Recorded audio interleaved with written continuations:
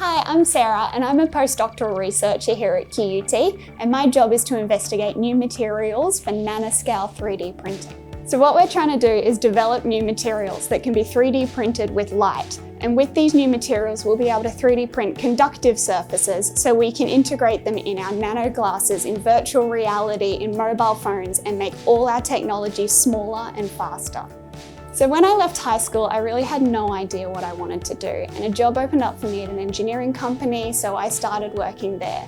But after about a year of working at this engineering company, I realised engineering was not for me. I wanted to know more about how the world worked and how we could use physics to benefit our world.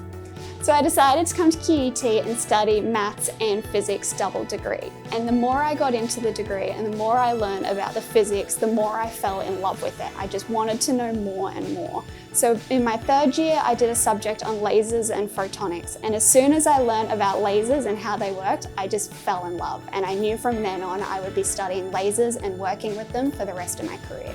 When I finished my PhD investigating materials with lasers, I started working for a chemistry group working on 3D printed materials. So this translation from physics into a chemistry group worked really well for me. And I've learned so much about how materials work and how they respond to light differently. So I aim to use this throughout the rest of my career, working with mathematicians, working with physicists, working with chemists, material scientists. I really like learning off all these different disciplines, finding out what they have to say, what expertise they have, and wondering how what I know can work together with what they know, and we can push science further.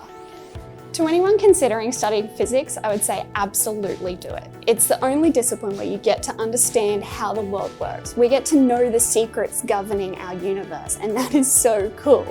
We need creative thinkers, we need analytic thinkers, we need abstract thinkers.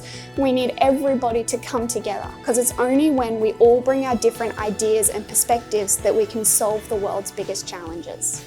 So for students trying to decide what subjects to choose and what to study, whatever you find fascinating in the world, learn more about it and do that with your life.